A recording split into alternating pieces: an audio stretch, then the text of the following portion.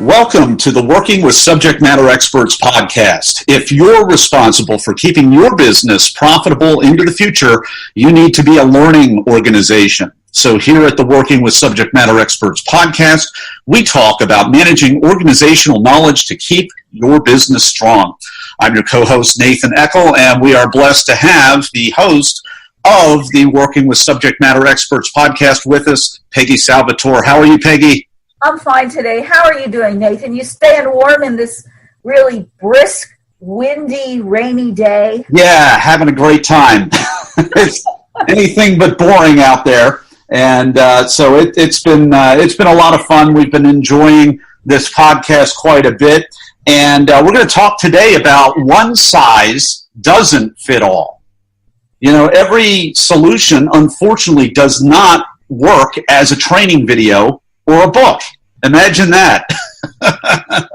So we're going to talk about some unique situations out there that will call for a unique approach to knowledge capture. And this comes right from your book, Peggy, the Finding Your Subject Matter Experts book that you have written. And it comes right off. Those of you that have been heeding my pleas for just doing this the easy and cheap and inexpensive and effective way, which is, of course, to buy the book. They can turn with us to page 28 of that book, because you've got these ways to avoid a one-size-fits-all approach, which leads to the dreaded shelfware that we talked about in the last episode. We don't want that.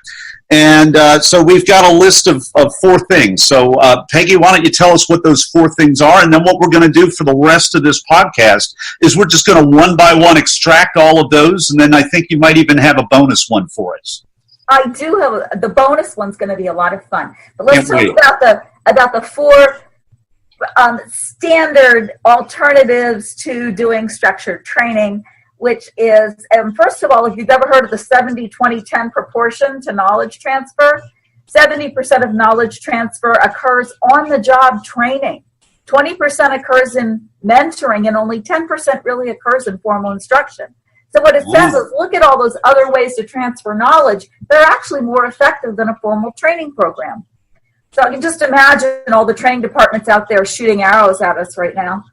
Well, I mean, that's where the shelfware comes from. Exactly. We build programs that we find out aren't really getting the job done. So what does get the job done?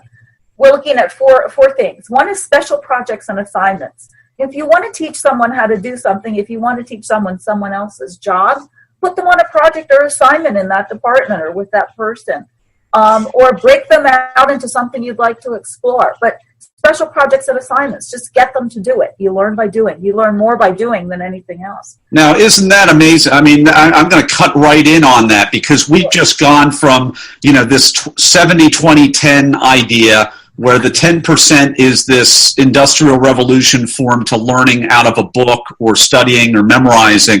And you've just thrown right at us this immersive living scenario where there are feelings and attitudes and role modeling and cause and effect and wins and soul-crushing losses. I mean... You're saying that like you've experienced one. Yeah. Well, I mean, on the job training. I mean, that's absolutely huge. And being able to do things that are actual real world things instead of this theory that most people really don't seem to enjoy. Yeah, it's absolutely true. And the on-the-job training is huge. I guess, what do we call it? OJT or something? OJT. OJT. Okay, and then the second thing is job shadowing. Kind of a similar idea, but instead of real get in up your elbows, get your hands dirty, job shadowing is, just have someone shadow someone else in the corporation if you would like them to learn that task or learn something from them. Job shadowing is a great way for someone to just get an idea about what other people do, what other departments do. Temporary job swaps, when it's possible, if it's practical, flip people out in different departments. Let them see what another department does, or even what another role does in their own department. Sometimes people are so focused about what's going on in their own little cubicle that they have no idea what the person does in the cubicle next to them. And so switch them out. Let them learn, because people who have a bigger, broader vision of your corporation, of your company, of your business, of your activity are going to be a whole lot more effective in the long run. So temporary job swaps, and then formal rotation plans. Some companies do this. I'm from Bethlehem, Pennsylvania, famous for the Bethlehem Steel.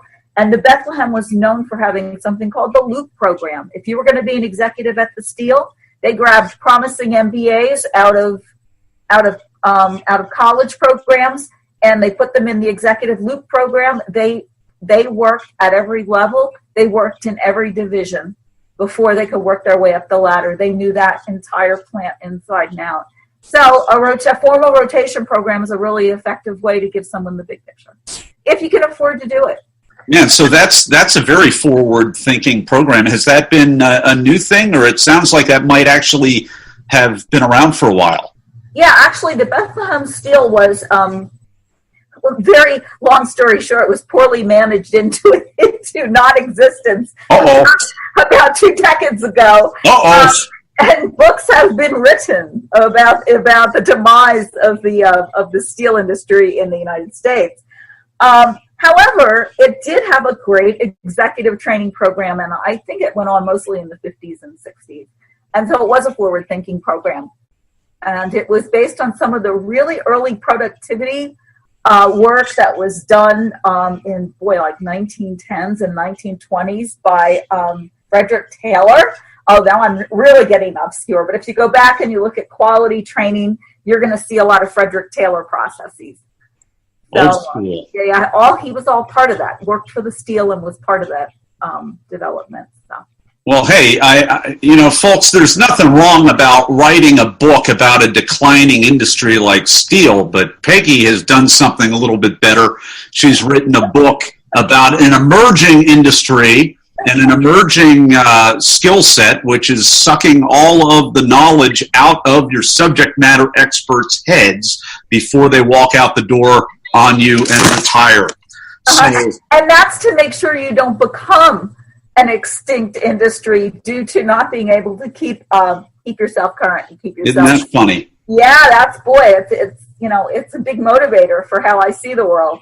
Yeah. So, well, it's let's just review all these things. So the 4 things that we have here. Actually, have we even gotten to the 4th one? We have. Okay. So we talked about the 4 traditional things that are listed. Okay. So special projects and assignments, number 1, job shadowing, number 2, temporary job swap, number 3, and formal rotation plans, number 4.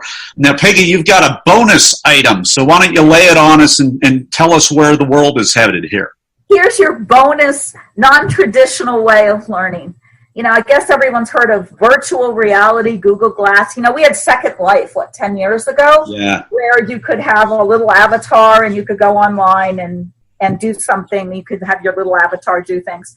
Well, now with things like Google Glass, I don't know if I'm allowed to say that or not, but TM, trademark, Google Glass, or anything like that, you can really recreate situations and have people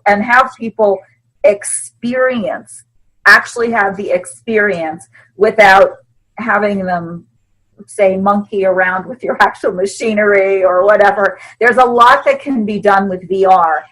In fact, there is I just found out yesterday, there is an entire training convention that is going to be happening in the next couple months dedicated just to all the potential of learning virtually.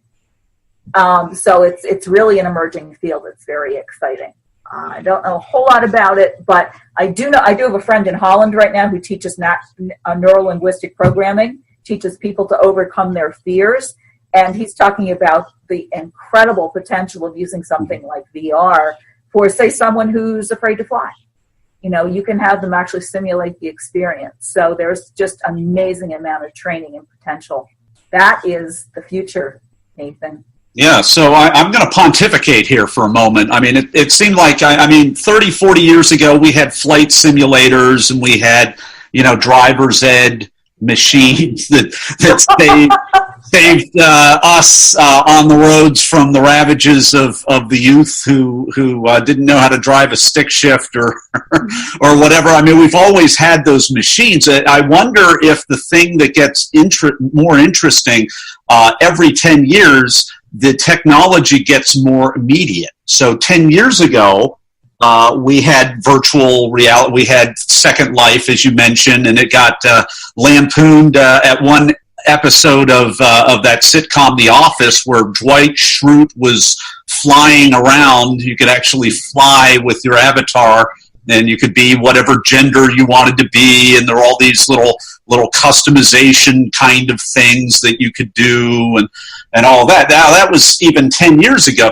Now what you can do is you can actually wear the technology, and you're actually interacting, and the graphic user interface isn't on a computer, it's not a steering wheel, it's not a bunch of dials, it's actually your hands in a glove.